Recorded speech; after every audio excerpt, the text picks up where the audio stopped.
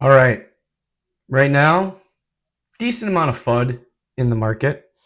There's talks about the Department of Justice selling the Silk Road Bitcoin, and there's just other FUD right now. Hey, we're down by 13%. This is the end of the bull run. It's like, well, just pump the brakes, right? Is really what I'm saying. There's always buying opportunity. If you zoom out, you always get a better kind of feel for what's really going on, and you can see opportunities versus FUD. So what we're going to do today is we're going to take one of the most powerful tools ever created, and we're going to compare it to one of the greatest assets and really the best money ever created. And so what we're going to do is we're going to ask ChatGPT what the top 10 um, future impetuses could be for a future bear market. And let's just talk through these. Some of them might be accurate. Other ones could simply be FUD. And what we're going to do is we're going to go through one by one, and we're going to dispel or confirm any of the fear, uncertainty, or doubt, because that is something that anybody getting into this is going to have to go through that process, because there's always going to be FUD thrown out there around Bitcoin. And to have diamond hands, you have to understand the narratives and come to your own conviction. So I'm going to share a little bit of my insights onto these top 10. I didn't put these in any particular order. This is just simply what the ChatGPT output was. But I like to use ChatGPT. You get it. I like to use AI to put some thought process into this and really help me dig deeper on some of these topics. So first of all, let's start with this one. Regulatory action, global crackdowns, stablecoin regulations, CBDCs. Okay, let's go through these. So global crackdowns, coordinated global efforts on such banning private wallets, blah, blah, blah. Here's the thing. We've seen this how many times? I mean, even China has banned it, and they're starting to come around to it. America, with the ETFs that are in place, doesn't seem likely that they could backpedal, especially when there's talks of strategic business reserve, uh, uh, banking reserve, and all that kind of stuff, right? So I think we're kind of past this one for the most part. Plus, uh, I don't know. I just see game theory coming into effect, and if any of these countries put it into hold it as a reserve asset, it's going to create the need for other people to do it as well, right? So I think we're kind of past the global crackdown. Stablecoin regulations, tighter scrutiny, USDT could impact market liquidity.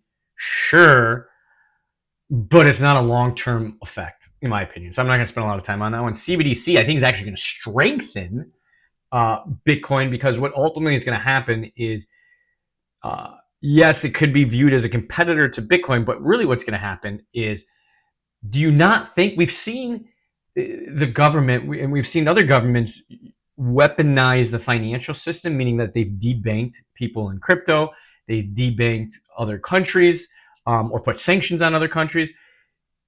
There's ways that having a CBDC will actually put more. I don't know why the AI or whatever the thing enjoys that I'm saying all that, the explosions over there.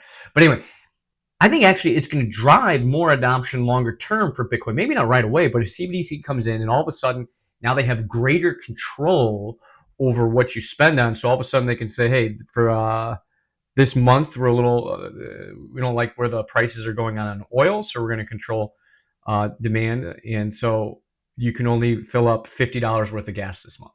I mean, they can do that, right? With a CBDC, they've got much more control. If you say something or you have the wrong political affiliations, they could freeze your accounts. They got access to all that stuff. So, right, I think further centralizing this through the CBDCs is actually just going to push people to want more control and autonomy through decentralized cryptocurrency. So it's actually going to increase over the long-term demand for Bitcoin. If that makes any sense. All right, macroeconomic shocks. Yeah, of course. We live in an imperfect world. Things are going to happen. There's chaos. There's entropy. There's life.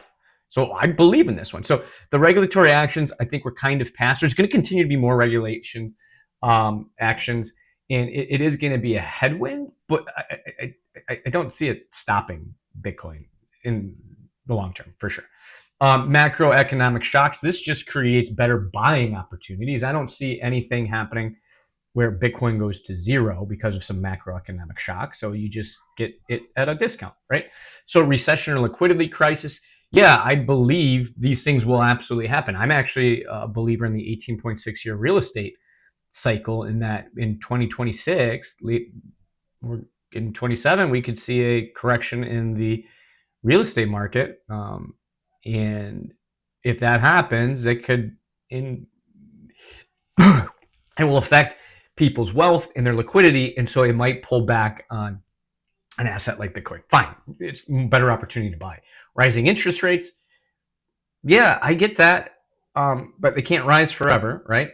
At some point, something happens. Dollar strengthening. These are all absolutely. I'm actually not going to. I'm not going to argue with any of these. I see all of those three things potentially happening, and what it's either going to do is slow Bitcoin down. In some cases, it could speed it up, but ultimately, it'll create buying opportunities to come in at a better basis. That's it, right? Um, so yes, I think number two is legitimate, and I think it will happen. I absolutely do. Market dynamics. Let's take a look here. Over leveraged markets, excessive leverage. Yeah, I mean, in speculative bubbles, for sure. Again, I'm not arguing with anything when it comes to macro or market dynamics, because these are all things. There will always be speculative bubbles. People will always get leverage, because at the end of the day, there is a pendulum and it swings from the right to the left. We rarely in life stay right down the middle and neutral. We're gonna get too conservative, and then we're gonna get too speculative, and things will go back and forth. So yeah, this will. I'm not arguing with that one. That one makes sense to me. Next one, internal cryptocurrency events, mining crisis. If Bitcoin miners face economic challenges due to low prices or high energy costs, it could lead to miner capitulation and downward price pressure. Sure, again, we're not going to zero.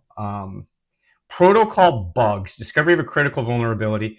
This is always something that could happen. Okay.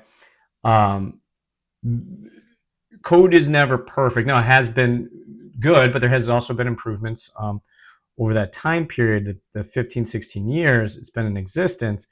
I have confidence that there are enough bright, intelligent people, and at this point, that are highly invested and have a personal interest in the success of Bitcoin, that the right minds and intelligence will find its way to solve these problems. Could it cause panic selling? Absolutely. Good time to buy. But I believe in the community, in that we can solve for these coding concerns, right? For controversies. Now, I know that BlackRock has put some FUD into the market, or maybe they just have a general counsel or an attorney, a lawyer somewhere in their office just saying, well, there's the fork possibility. We need to get out in front of this. Maybe it's just legal CYA stuff. But there's been talks about that. And here's the thing. Again, I believe in the decentralization, in that anybody can operate a node. I'm not talking about a miner. I'm talking about a node. I mean, I've got one. I run it. Right. So it gives me voting rights. It gives other people with these nodes voting rights. If somebody wants to fork in some sort of direction, there have been soft forks and hard forks on Bitcoin. Don't get me wrong. It will happen, and it gets contentious. But I believe in the overall community will find consensus. It may not be, it might be a tight consensus, but we'll find a consensus and be able to move forward. Okay. And yeah, I think it could weaken the market sentiment, but it's not going to kill it, right? Like, we're going to adapt and evolve. So this one is legitimate, but there is a path forward, right? It's not like BlackRock can just pick and choose and say what they want to do. They have to have consensus from all the people with nodes, and there's thousands of people. So that's just another reason that you should be running a Bitcoin node. So there you go. Exchange custody and custody issues. Yeah, absolutely. This is always a concern. And this is one we talk about all the time. It's not your keys, not your coins, right? So FTX is a good example. We had Mt. Gox in the past. Here's the thing. Exchanges are great for just that, exchanging fiat for Bitcoin. After you do that, get them off of the exchanges, right? with all the custody that Coinbase is doing, yeah, it's a honeypot. People are going to try and go out there and attack it. Um, but here's the thing: just move your Bitcoin to cold storage and hold your private keys. And this one should address that concern. Custodial risk, yeah, if you're doing multi-sig stuff, I know a lot of people do that, and there's some good services out there. Just be mindful of what you're looking at, I guess, right? Uh, yeah, these are risks that you should be mindful of, but again, there's solutions and strategies that you can do to address those. Technological disruption, quantum computing threats. This is the one I've been looking into the most. Um, just because I don't think we clearly have the full answer here yet. Now, based on the limited research I've been doing, we're still 5 to 20 years out of quantum computing being able to brute force or hack um, these passwords. I don't know. I'm going to address this in a couple ways. Number one is that, well, let's start with this one. What do you have? You probably have a bank account, right? And let's say you've got your Bitcoin SHA-256 password. Um, I'm just going to use the bank account. Different bank accounts have different levels of security. What I'm telling you is that they're not too, I mean, do you have this huge, have you seen these huge string or the 24 words and all this stuff, and the combinations is absolutely insane, of how long it would take to crack that? Go ahead and, I don't know, what's your bank password? 12 to 20 characters, a lot easier. So if quantum computing can go ahead and crack the security of Bitcoin, it would have cracked every single uh, bank account out there way many years in advance. Okay, so actually you are still more secure with Bitcoin from that standpoint. Plus Bitcoin's a $2 trillion asset. What's the market cap of all the checking savings accounts for people, corporations, businesses, etc.? I'll tell you, it's larger than 2 trillion. So what are they going to go after? Their incentive is to go after the biggest honeypot, and they're going to attack those first, right? So this again comes back to the idea that I believe if we are smart enough to identify an attack vector, we can be smart enough as a community to identify a way to defend against the attacks. Now that's harder to do. It's harder to defend against an infinite amount of attacks, right, than it is to just throw it than to be the attacker. I get that, right? I get that concept. Um, I don't know. I just have confidence that this will be solved, and if it is a bigger issue, it's more apocalyptic than anything. Um, because if everybody's money goes to zero, I actually would push money into Bitcoin. I think it would actually drive up if this did become a thing. When people were getting their bank accounts lost, it would actually encourage people to put more money into Bitcoin as a way to kick the can in the hopes that we could solve for one of these major catastrophes. Now, keep in mind, an example of this that was an apocalyptic thing was the Y2K, and we look at it as a joke, right? I remember Y2K, and it was like once the clocks turn, and then all of a sudden, and I get it, like this is a different thing. This is a much simpler thing to solve for the Y2K. But we thought the world was going to end, and it didn't. And it was totally fine. Like, the world just kept moving. So I'm kind of rambling here because I don't have a good answer. I just have confidence in almost humanity will find a way to solve for this problem. Is that the best? I don't know.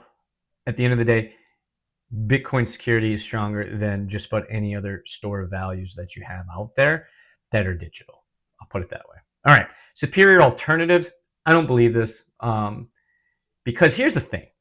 Can there be alternatives for different use cases? 100%.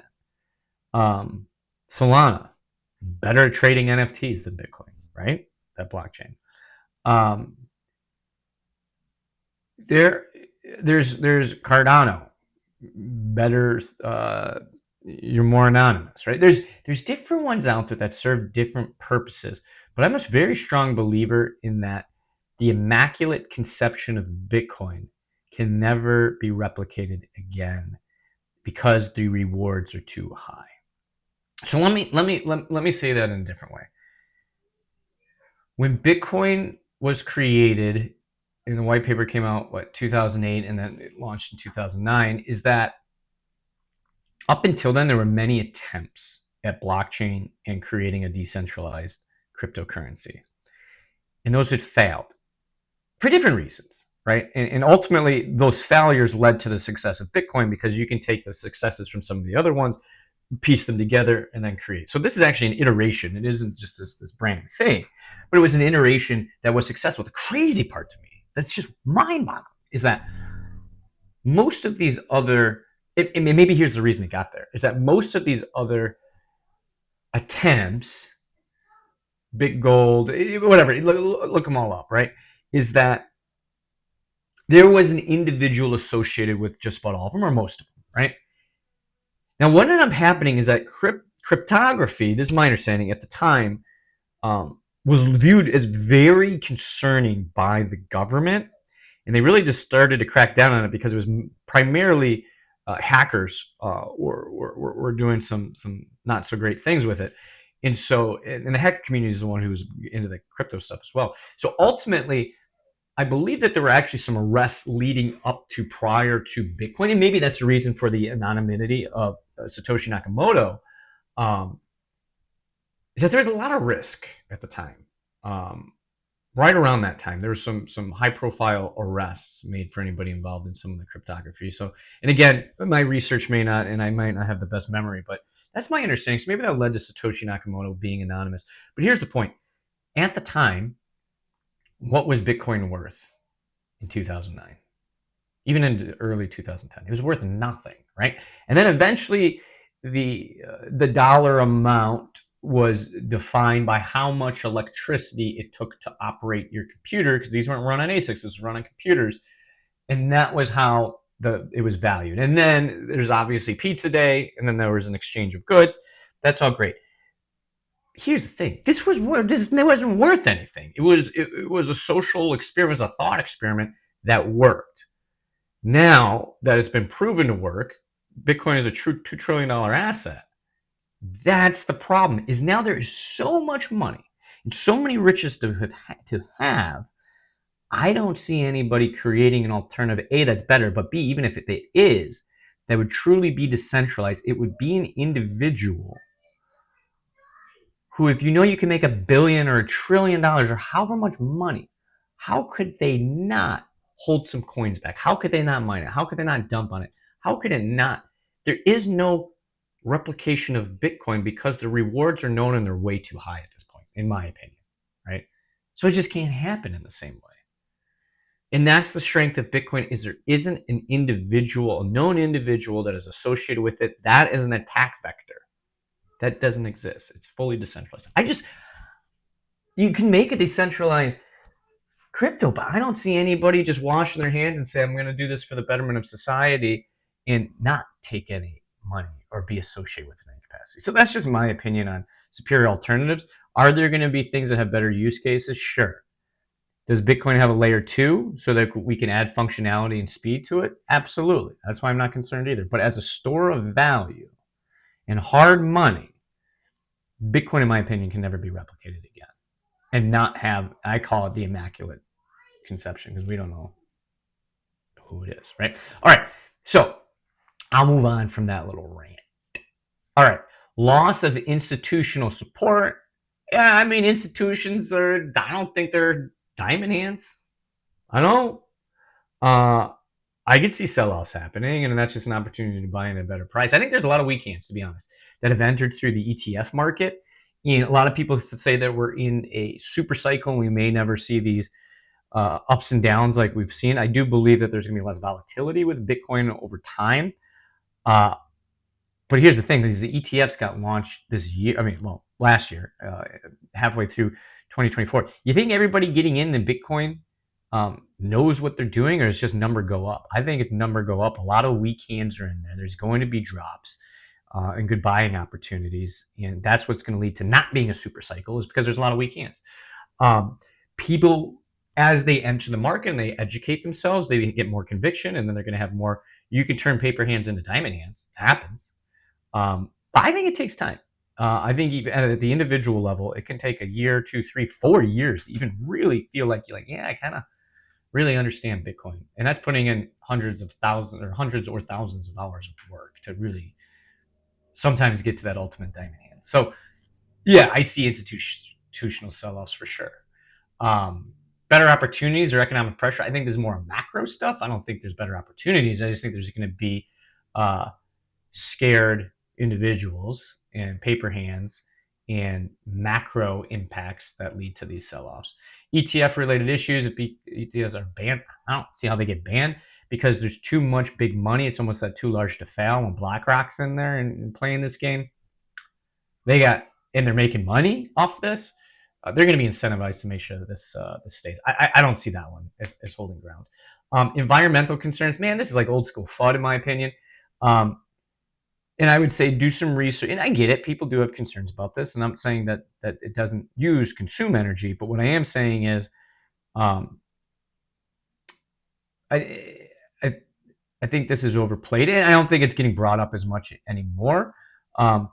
Take a look at proof of work versus proof of stake, and you're going to see why there needs to be an economic input to get Bitcoin as the output, because if you don't, it messes everything up. But that's a whole different topic.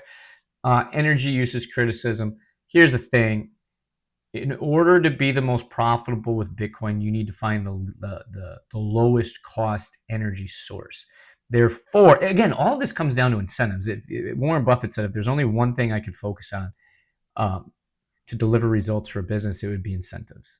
And the incentives behind Bitcoin is to get the cheapest possible energy source. And what's the cheapest possible energy source? Usually it's renewable resources. So Bitcoin is driving more and more towards green energy. And the cool part about that is that Bitcoin, you're going to see mining happening through hydroelectric, right? You're going to see it through solar. You're going to see it through all these different things. And the neat part is Bhutan, for example, the country, or you go to El Salvador and they're using volcanoes. These are in locations that are bringing economic viability to the middle of nowhere in some of these instances, right? In remote locations, volcanoes, river systems, that these villages or areas never had the opportunity for wealth before. So I think although there's going to be energy consumption and it is mandatory, I think it's going towards greener and greener sources because they're less effective. They're lower cost. Also, we have enough energy. Like we're never going to like run out of energy. The issue is more about the storage of energy. If you can harness all the energy from the sun, I do the research, but we could last like 100 years, like in just 24 hours. If you captured every single ounce of the sunlight rays and the powers, I should stop talking. I'm just making stuff up. But like, we have enough energy. It's the storage is at the issue. So when it comes to the storage, we can't always do it. So there's going to be excess energy. And right now, some of these, I don't know, coal mine plants or whatever have excess energy, or the power grids. What do they do with it? Well, they can then reroute that to Bitcoin miners in off hours, and they can consume the excess energy. It's all positive stuff. Otherwise, that's just wasted, right? All right, let's move on. Carbon taxes, high energy costs, blah, blah, blah. We'll keep moving. We're on the last couple. All right, social and sentiment triggers, erosion of trust. If Bitcoin fails to meet long-term narratives, it could lose investor confidence. Yeah, of course, there's gonna be weak hands out there. I think the biggest erosion of trust, outside of any code issues which we can solve for, is if Satoshi Nakamoto's 1 million Bitcoin that he has, if those move, not even get sold, if they move, that would freak people out. Does it change the fundamentals of the code? Does it change the fundamentals of Bitcoin as a whole? Not at all. Does it erode trust? Absolutely. I could see Bitcoin going on a 90, maybe 95% drop in value, but it's not going to zero. We've seen 80% before, right? From macroeconomic reasons. If those coins move, it triggers trust issues. Now, Bitcoin, the code and all that, it can't be changed by Satoshi Nakamoto. It would still have to be a consensus by that. But it would bring a lot of questions up. And I think it'd probably be one of the greatest buying opportunities ever. At the same time, I do think it would push Bitcoin's trajectory back 10 to 20 years. Okay. So it might take that long to get back to the previous all time highs, but you are investing in math. You've never had I don't think there's ever been an opportunity to invest in math. You can invest in real estate. That's a physical asset. You can invest in gold, physical asset. You can invest in the stock market. That's a business. There's humans, there's emotions, there's physical degradation. You're investing in math, and math has always worked. I think that's amazing. Okay, so the math, and when I say math, I mean the code. The code will continue to work whether Satoshi moves his coins or not. That would freak everybody out. All right, FUD, uncertainty, doubt. That's what we've been talking about this whole time. There's always going to be it. There's always going to be naysayers. There's going to be people that don't understand. There's going to be people with competing agendas. There will always, forever be FUD in anything, and especially with Bitcoin. People don't like to see other people win so aggressively, and so there's going to be FUD. And that's an opportunity, because the more FUD there is, that is going to suppress price point, and then you can buy at a better price. And ultimately, Bitcoin is going to continue to march forward no matter what. And I do believe over the long run, price will continue to rise no matter the amount of FUD that's out there. But it will create opportunities. Last one. Black swan events, 100% agree with this, obviously. Global financial crisis, well, 2008 is what another event on scale of 2008 crisis. Oh, on the scale of it, I was like, the 2008 crisis is what led to Satoshi creating this. But anyway, it was actually the UK one. But anyways, yeah, of course it would. All assets are going to go down if something crazy like 2008 happens. It's going to create a buying opportunity. It might even strengthen due to the reasons. If it's inflationary, hyperinflation would actually drive more business into Bitcoin at some point. Yeah, there's going to be a shock to the system. But that's life, man, and that's an opportunity. Geopolitical instability, yeah, that one's real. Another buying opportunity. So let's distill this. Okay, this is what ChatGPT put out there as the fear, uncertainty, and doubt. Okay, and let's just take a quick look. So there's regulatory. I think we're good there. Macroeconomics covers the majority of these, as you can see, right? And then we're back to regulatory. There's regulatory, there's technology concerns, and macroeconomic, I think, are the three big ones. And then you can see some social and environmental concerns. All of these, let's see what all of these can be overcome. I don't see any of these causing Bitcoin going to zero. I have confidence in humanity. The one that I have the biggest question mark on how we're going to solve for this is the quantum computing one. And I do have confidence that we have enough bright, intelligent people that are incentivized enough to solve this in advance of Bitcoin needing to. It needs to get solved for the traditional finance system. So I believe it will be solved for. So let's see what the key takeaway from ChatGPT is. The future impetus for Bitcoin bear market likely to be a combination of external macro, yep, internal crypto specific, sure, diversification, risk, staying informed, blah, blah, blah. There you go. I hope this helps. It kind of was longer and it's kind of a little bit rantish, but I hope this helps, because right now I do feel like there's a higher level of FUD being thrown out there. Just remember, educate yourself, build your conviction. A lower price is a sale, not the end of Bitcoin. Be mindful of how you dollar cost average, and when you do your lump sum purchases, no matter what, there will always be an opportunity that presents itself. Look at these as opportunities, not crises. Embrace the FUD a little bit. It makes the ride a little bit more fun, right? Because if it only went up and to the right, it wouldn't be as entertaining. So, like and subscribe below. Keep on stacking and build that confidence and conviction. Have fun.